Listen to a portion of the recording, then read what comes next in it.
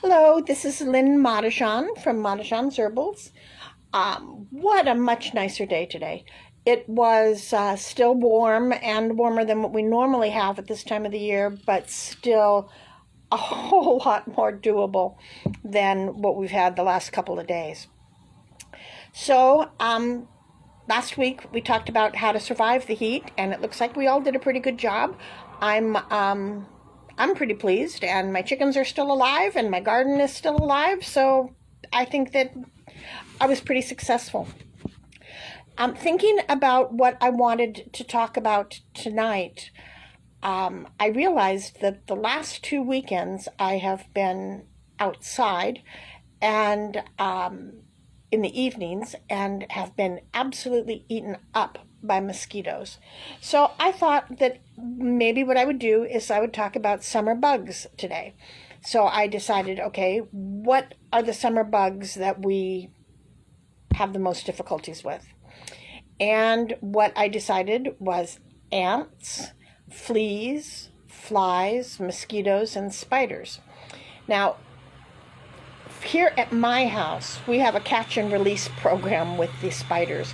So if a spider comes into my house, I'll catch it and take it outside and release it. Um, Ants, fleas, flies, and mosquitoes, I am always totally outnumbered in those fights, and so pretty much the philosophy here is if you come into my house, I'm going to do something to get you out of my house. And if that means that that you have to die, then I guess that means you have to die. Um, I'm not proud of that, but one person against 1,000 fleas or 1,000 ants, you just aren't going to win. So when I started looking at what I wanted to talk about in terms of these bugs, I decided that if we want to keep to a 20-minute class, we're going to have to split it up. So what we're going to do is tonight we're going to talk about ants, and we're going to talk about fleas, and next week we will talk about flies and mosquitoes. I am going to be camping, not this week, but the following week. So we're going to make mosquito repellent spray tomorrow, next week, so that I can go and be prepared to not be eaten, because I am allergic to mosquito bites. They end up being giant welts, and I hate that. So there are some natural items that work for all of the little tiny bugs. And we're going to talk about ants first. So diatomaceous earth, which is little shells, and it is very soft clay-like texture. It is very sharp on the sides of each grain, but the grains are so small that any animals like dogs and cats and rabbits, it does, and children, it doesn't bother that size animal. You can walk through a pile of diatomaceous earth and never know that you did. But if an ant walks through it, or if a flea walks through it, they're going to know. They're not going to survive that. So it is diatomaceous earth is a type of silica. It is comprised of fossilized remains of aquatic organisms called diatoms. It is not a poison. As like I said, what it does is actually it kills the ants and other bugs by absorbing the oils in their skeletons, which dries them out. So it mummifies them. Since it is an irritant, you need to avoid breathing in big amounts or getting it on your skin, because it will give you a rash. It is, now you can purchase food grade diatomaceous earth in a great number of places. You can purchase it online. You can purchase it at my shop, or you can purchase it at a feed and seed. Because the other things, so the diatomaceous earth, and if you can't remember the name diatomaceous earth, it is actually silicon dioxide, or if you call it DTE, most people will know what it is that you're looking for. Okay, it is, and what you're going to do is when you find the ant trail, so if it's outside and you've got a big ant hill, or if you see the trail that comes in through the house, put the diatomaceous, you can't even see me here, but you just shake the diatomaceous earth around and put it on the carpet and on the furniture, wherever it is that they are. You'll do that for fleas as well, as put it on the furniture where your animals live, put it on the carpeting, and it is and that will stop it. Now you're going to have to leave it for a couple of days, so you're going to walk through it, but it will take care of those little critters. It will also take care of ants or aphids in your garden. So if something is eating your plants, put a little bit of diatomaceous earth on it. It's not going to hurt the plants at all, and it is not a toxin, so it's not going to be like putting a pesticide out there. It's just going to take care of the bugs. Now, here is an amazing little idea, and that is if you happen to use Kraft Parmesan cheese, the one that comes in I don't have one here because I don't use it actually, but it comes in a container about yay big, about this big, and it has the green top on it, and you open up the green top and it's a shaker top. Well, in the event you don't know, that shaker top actually fits a wide mouth canning jar. So you can take that, if you use the Parmesan cheese and then use it up, you can either save the whole container and fill that with the diatomaceous earth, or you can get rid of the plastic, get a glass jar, put the diatomaceous earth in the glass jar, and put the lid on it, and then it's a whole lot easier to just shake where it is that you need the diatomaceous earth. It is, when I found out that that's what that size lid is, I was amazed. I've asked my daughters a couple times because I know they use it to save those lids, but somehow they don't use it fast enough that they remember. So, Kara and Molly, if you're listening, save those lids for me. Thank you. Okay, so something that will help with ants is glass cleaner and liquid detergent. So combining spray-on glass cleaner with liquid detergent or dish soap can help deter the ants from entering your home. And it does this by removing the scented pheromone trail that they leave behind when they walk. So ants send out scouts, because actually the ants are coming in looking for something to eat. And so they send out scouts, and then the rest of them come following the fragrance, the scent that the scout ants leave. Now, if you get rid of that scent, then they don't know where to go, and so they don't come in. So that's a pretty easy one to do. It's you want to mix together and spray where the ants seem to congregate or originate from, then wipe down the area after spraying and leaving a light residue. It is, there's not been any actual scientific testing done on this. However, if you use it, you'll find it works. And so the scientific proof is, you're doing it. If the scent of glass cleaner bothers you, using just hand soap may be enough to remove the ants. Soapy water of any kind removes the scent of the pheromones, and so you want to use it where you see the ants coming out of, or coming in your home. It is, that's just kind of the way it is. So, okay. Pepper is another way. Ants seem to find the smell of pepper irritating, and so you can try black or red pepper, cayenne, as an ant deterrent. This remedy to ant infestation is completely natural and safe. Anecdotal evidence suggests that sprinkling pepper around the baseboards and behind appliances may help keep the ants at bay. Now, peppermint also is a deterrent.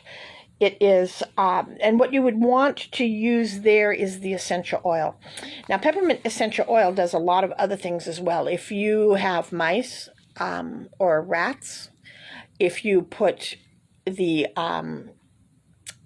peppermint essential oil in a couple of cotton balls and put it where you think the ants or the mice are, it will deter the mice from coming in as well.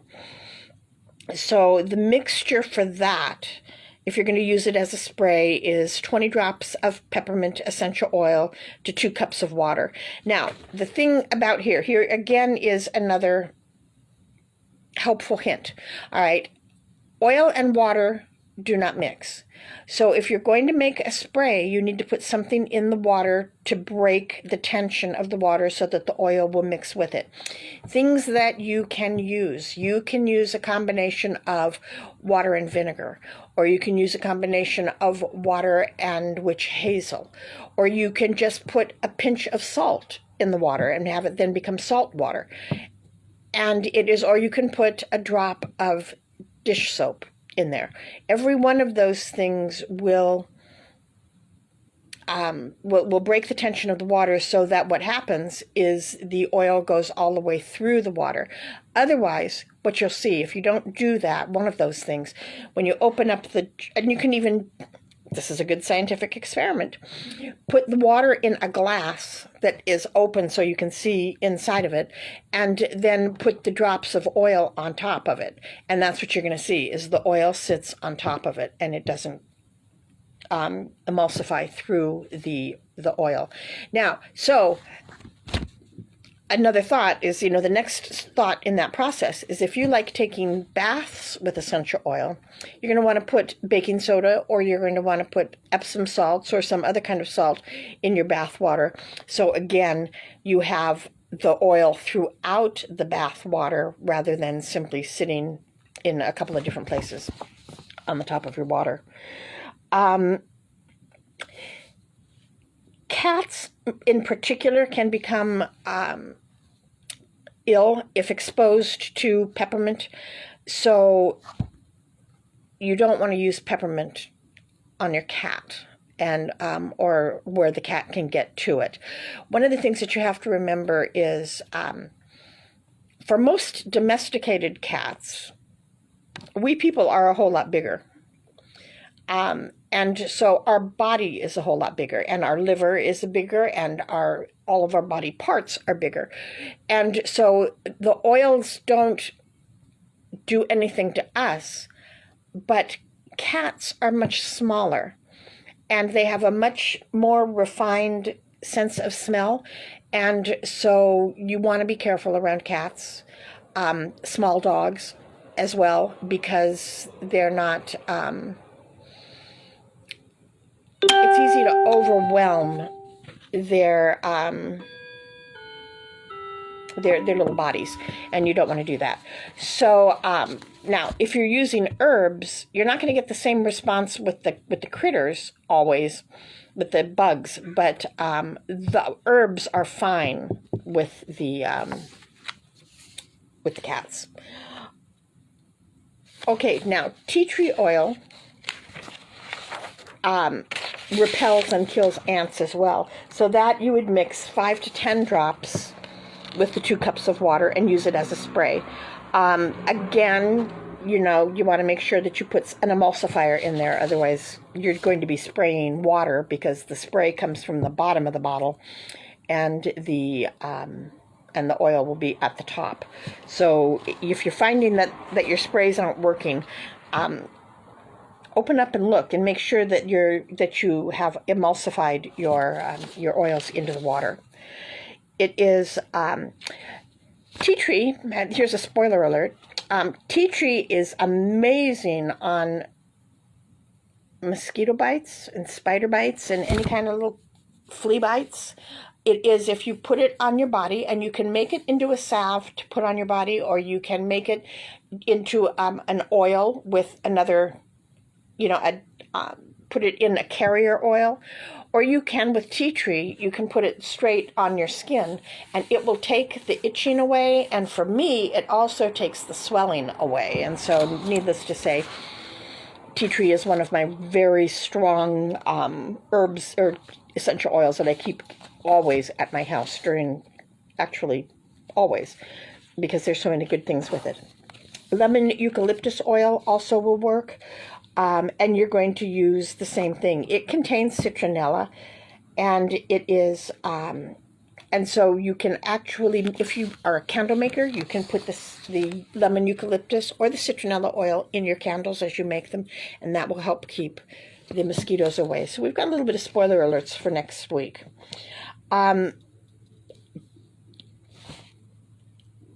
If you've come into my shop, I'm sure we've probably had this conversation, but we're going to go ahead and have it right now anyway. And that is, do not drink the essential oils.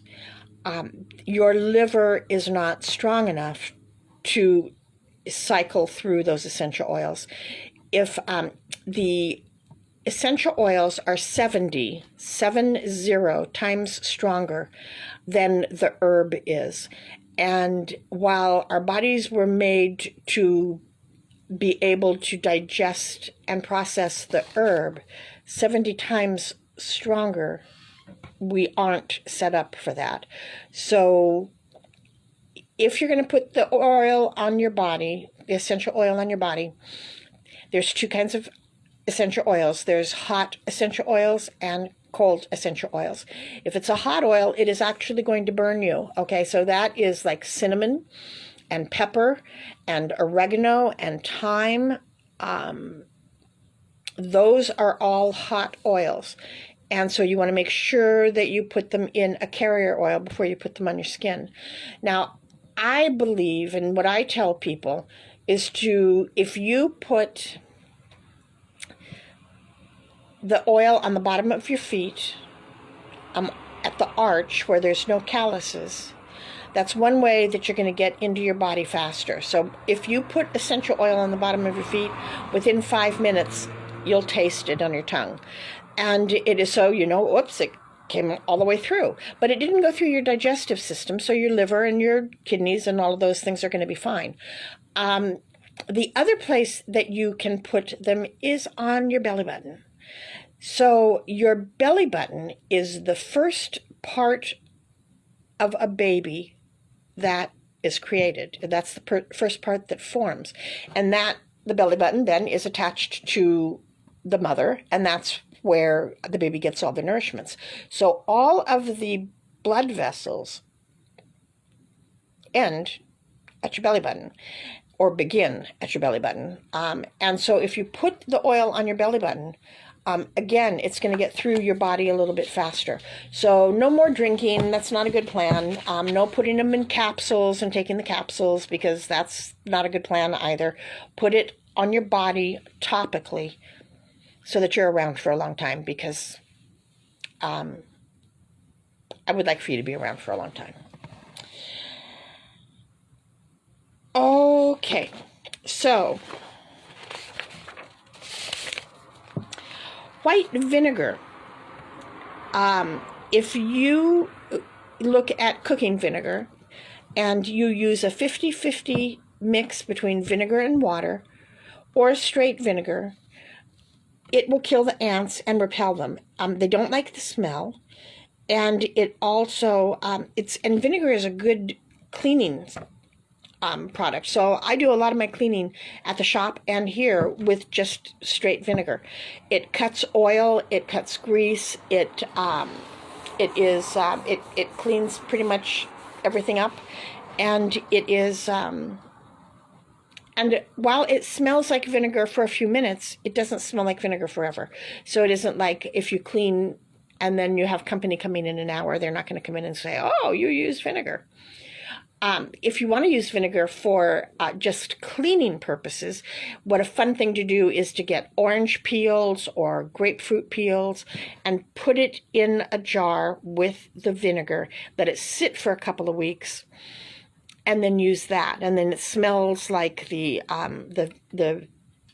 fruit, and it also is those particular fruits are antibacterial, and so you're cleaning a little bit better. Now, downside, if you're using that for to get rid of ants, it may not work because the fruit, the sugar in the fruit would be attractive to the ants. So if you're having an ant problem, don't use the fruit. But if you're not having an ant problem, or it's wintertime, then certainly that's a good way to use your fruit. And it is, because it's the peel, and it is, and it smells good. So that's one of the things that you can do. If you have an anthill near your home, it is boiling water, pouring boiling water into the anthill will effectively and immediately kill a lot of the ants inside. The anthill may look really small on the top, but it's kind of like prairie dogs. And the system underneath the ground, the tunnel system underneath the ground, can be absolutely huge, and you can have so much more than what you think.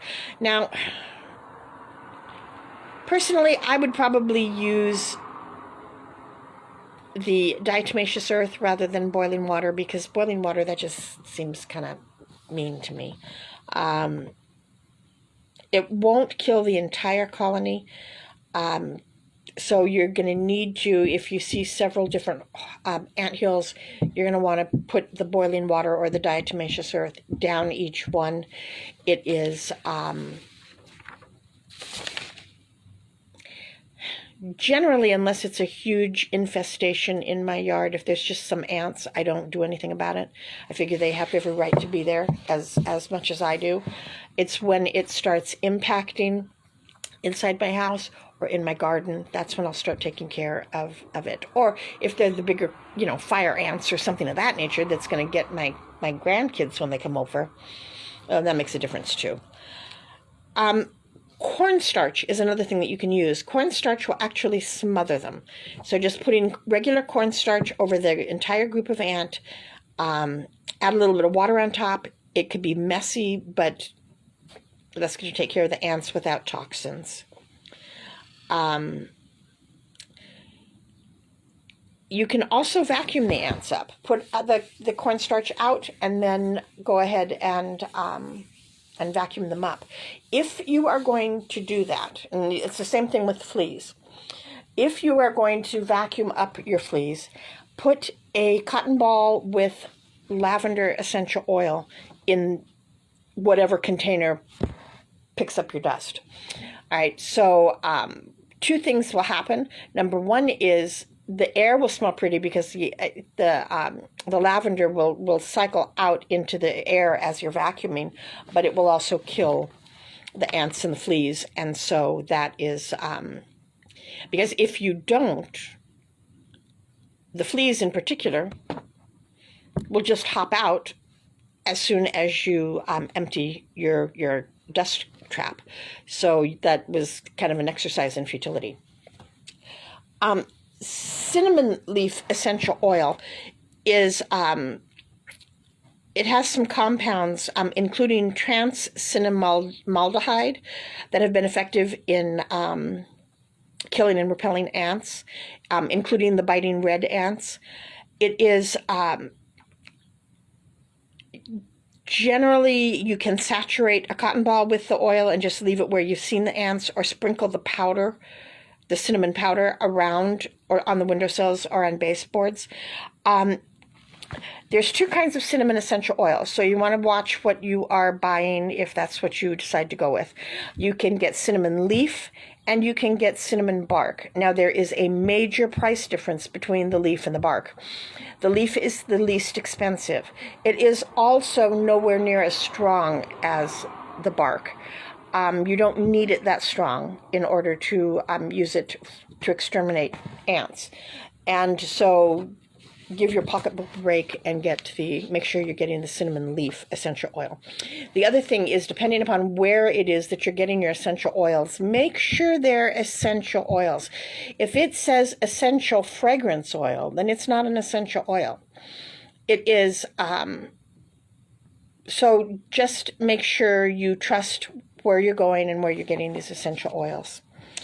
Now, neem oil is a different kind of oil. Neem oil is a carrier oil, and it is extracted from the neem tree, which is native to India. When used at full strength, some people find neem oil repels ants from entering a home. Diluted neem and products containing neem extract have been reported to not work nearly as well as the full strength stuff. You can find neem oil at a lot of different health food places. You can find it at my shop. Neem oil is also a natural pesticide, so you can dilute like neem leaves, make a huge batch of strong tea, and you can spray your fruit trees or your plants, like your tomato plants, things of that nature, that has aphid problems or your fruit and your leaves plants are being eaten. Neem will do that too. If you have toenail fungus, if you use neem as a carrier oil and add tea tree and oil of oregano, that will kill the fungus. Now, it's not a quick process, but it is one that does work. Neem oil, just FYI, is like coconut oil in that it solidifies at cold temperatures. And conversely, if it's warm temperatures, it melts. So right now, every bit of coconut oil in my shop is liquid. The fractionated coconut, obviously, because it is always. But the other coconut oils, they're all liquid right now. So you need to know what it is that you are, what you're using. Now, another thing that you can, coffee grounds. So if you are a coffee drinker, like my daughters, coffee grounds, there's a lot of different things you can do with coffee grounds. And maybe one day we'll do a class on that, what to do with your coffee grounds. They need to be used, coffee grounds, okay? So you have to have percolated or brewed a pot of coffee first, and then what I would do is let them dry a little bit and then spread the coffee grounds on disposable surfaces, such as index cards, leaving them near areas that attract ants, plants, pet bowls, on your windowsills. It is, you don't want to dry them out totally, but you don't want them to be a soggy mess, because when they are totally dried, they're not as effective. Boric acid is something that you can use, and I'm not even going to go there because it actually is a type of poison, and it is, and so we're just not going to go there. Borax and boric acid are two different things, okay? But they both will kill the ants. You probably don't want to use borax around pets and children, because pets and children will, be licking themselves or putting their hands in their mouths. And so if you're going to do that, you're either make sure you are a pet-free, child-free home, or use the diatomaceous earth, because that's a better way to go. Check your houseplants for swarms of ants, because it is not uncommon for ants to put a nest in, once they come into your house, to put a nest in your in-house plants. Basically, if your plant appears to be infested, it's going to be hard to get the ants out of that. At the very least, you're going to need to repot it with totally new soil, every bit of it new, and put some diatomaceous earth in there as well so that they don't come back. Cut off their food source. Okay, if you see that the ants are coming and getting your cat food all of the time, well, then you need to figure out a different way to feed your cats, because once they figure out that there's food there, they're going to keep coming. It is, so keep the food tightly sealed, give the cats, usually the ants are going to come to the moist food, so just feed the cats, at a specific time of day. Okay, you get from 10:30 to 11 to eat your moist food, and then I'll leave kibble out for you, but that's what you get.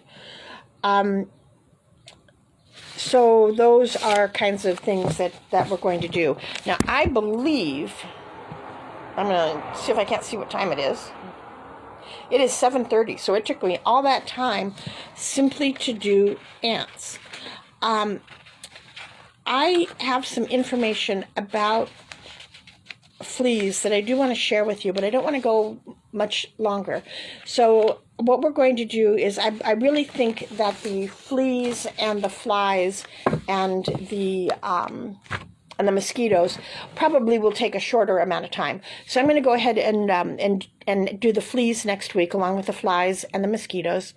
I did want to let you know that I actually posted on Facebook today. I put a little note on there with what's coming over the next couple of months. And there are a couple of questions there that I did. I'm hoping to get started with the in-house classes soon. I'm thinking that we might be able to start with the July full moon at the parks. And I am going to continue doing those on live so people that are too far away or for whatever reason can't come can still watch. The two questions that I have for you are, in-house classes, do you want to start them towards the end of July, or do you want to wait and start them in September when the school year starts? That's one question. The second question is, these classes, these Wisdom from Gran classes, are they, do you want to continue them? Or do we want to look at these as being my COVID contribution and just go straight to the in-house classes? If you could please let me know, then I can better plan my time so that I can help you, I can meet your expectations. So that's what I need to know. So if you would either read the post and see what the questions are, or just shoot me a note here, that'd be great too. Thank you very much for joining me today. I'm glad we all are enjoying a little bit cooler weather. Take care of yourself, and blessed be.